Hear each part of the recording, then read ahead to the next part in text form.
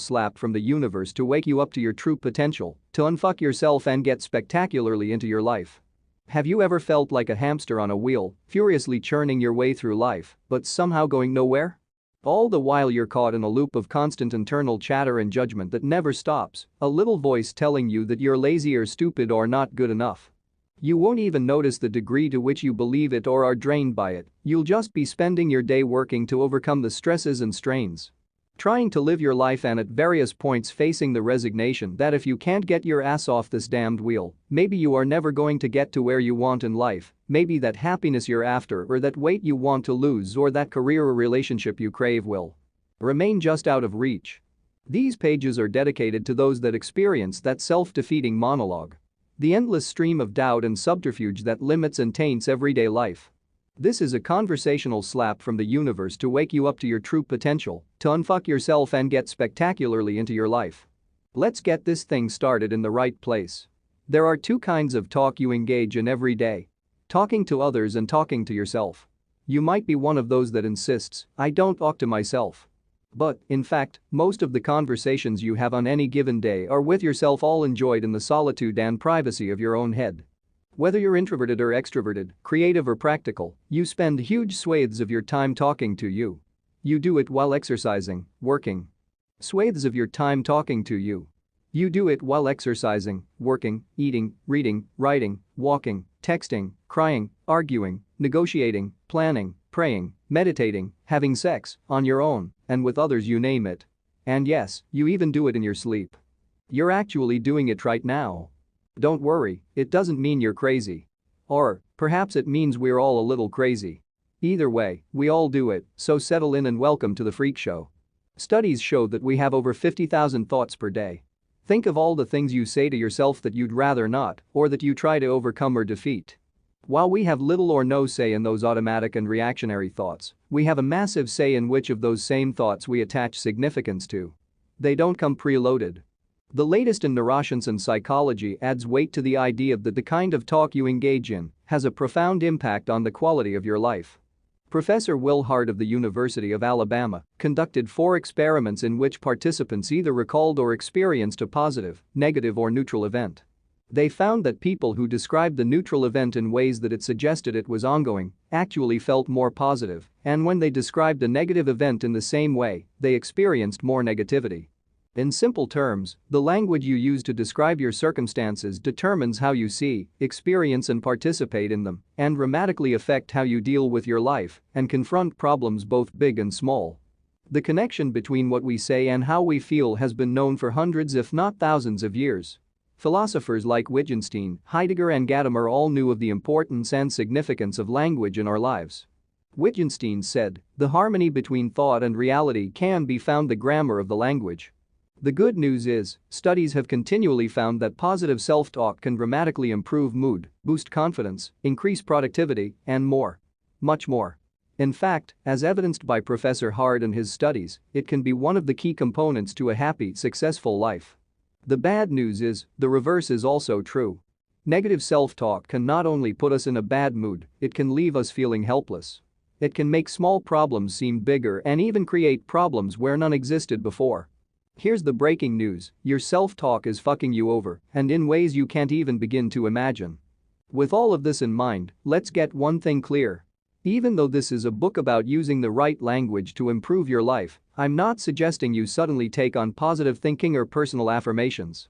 Those subjects have been done to death with varying degrees of success, and certainly not what we'll be doing here. I won't ask you to tell yourself you're a tiger as a way to unleash your inner animal. Firstly, you're not a tiger, and secondly, well, you're not a tiger. This all may work for some people, but I'm much too Scottish for that.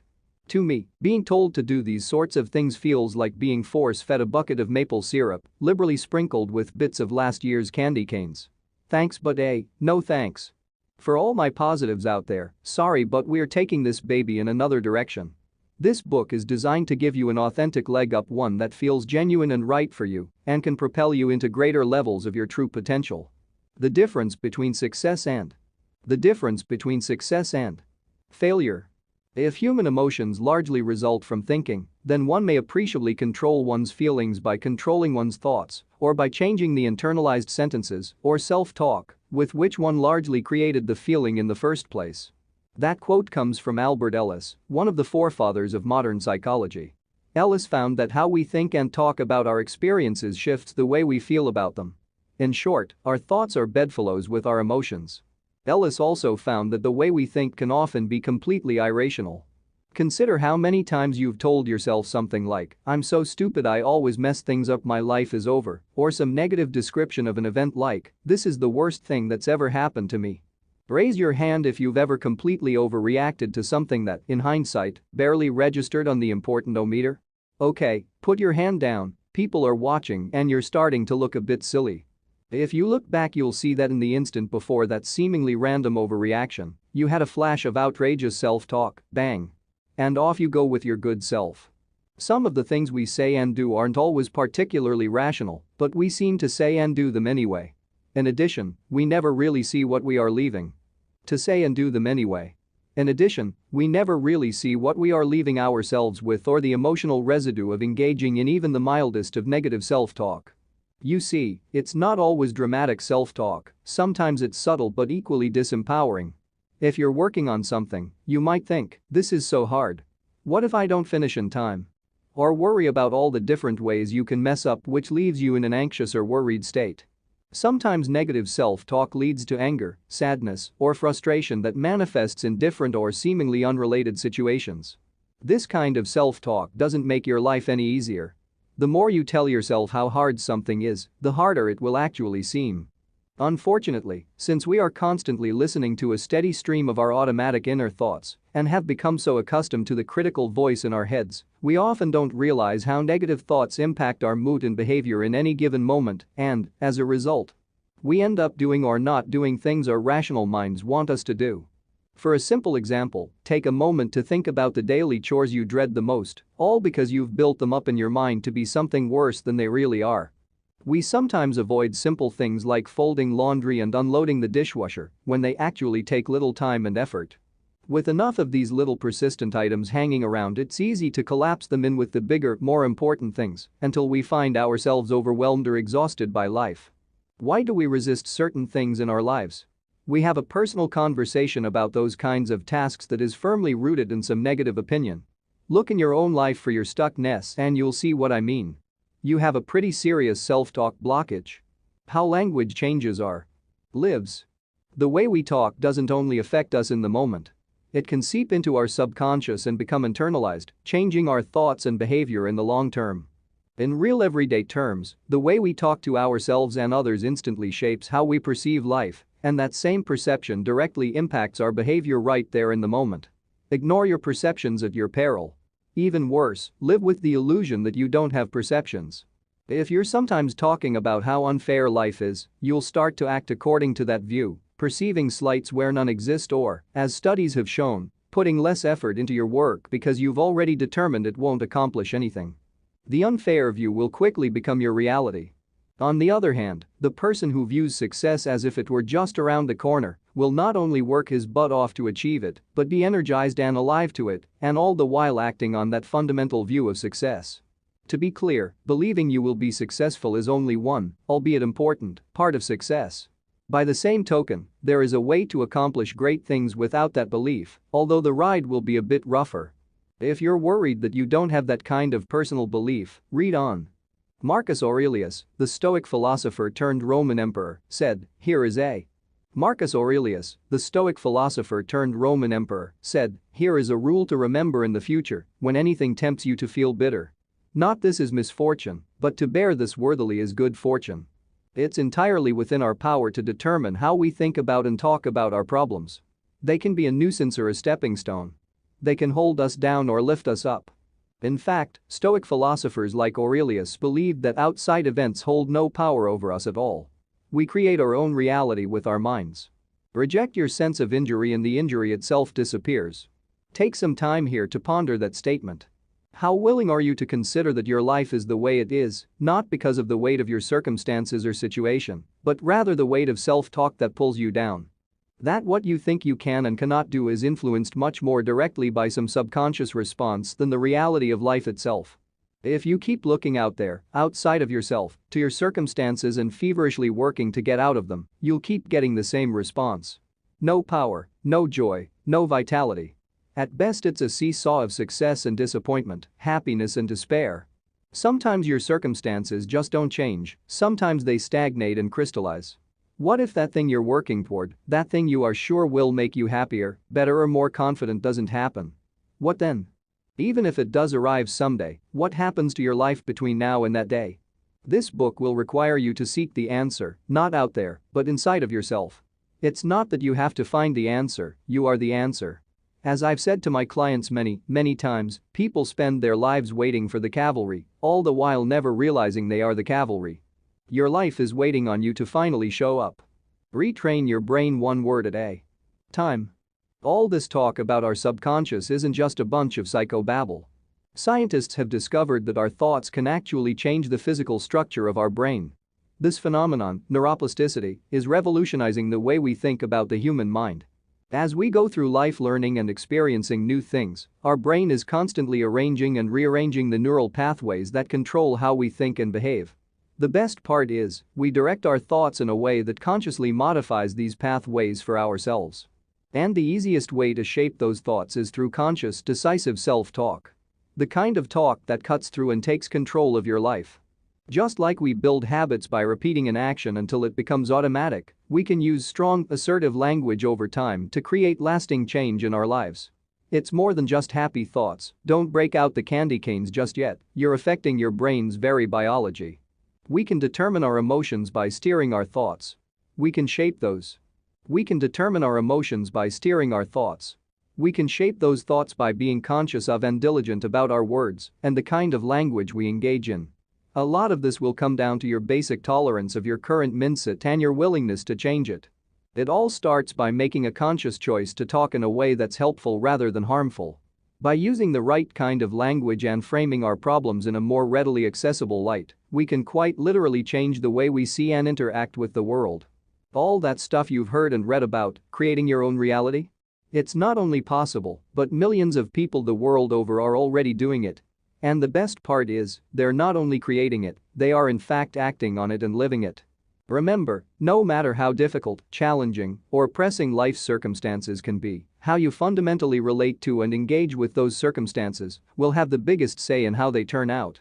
Again, the answer is inside you rather than outside you.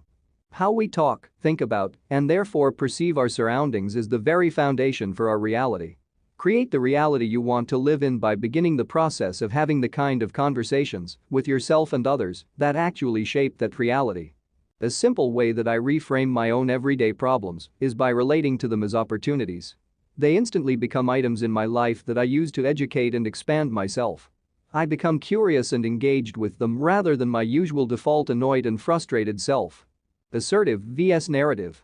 How the heck does one create their own reality? By shifting your self-talk from being a streaming narrative, where you talk about yourself, others and life, a dialogue of opinion and judgment, to being assertive, where you cast all of the default noise aside and assert your power right here and now. One of the first mistakes we make is when we talk about what we are going to do or who we will be. Don't even get me started on should or try. Subconsciously we are already determining when that will be happening, and it's certainly not in this moment of time. One of the reasons why we so often abandon New Year's resolutions is because they usually use language to describe what we are going to do, i.e. later. All too often they begin with what we are not going to do, all of which leaves us enthusiastic at the beginning, but out of juice when faced with the inevitable moment when reality takes a swing at your face. You'll be standing there alone in the giant hole in your life left open by that behavior you are apparently stopping. Those are the moments in life where your internal dialogue runs riot. What if you've promised yourself to lose weight and are craving pizza, or if you promised to save some money, but that jacket you just can't live without is suddenly on sale? How does one deal with those moments when the enthusiasm wanes and those old thought patterns re-emerge? What are you going to do instead? Assertive self-talk is when you stake a claim for this moment of time, right here and now. When you start to talk in terms of I am or I embrace or I accept or I assert, all of which are powerful and commanding uses of language, rather than the narrative of I will or I'm going to. The physiological and psychological impact of using in-the-moment assertive language is not only powerful, it has a very real in-the-moment effect. There's a massive difference between "I am relentless" and "I will be relentless."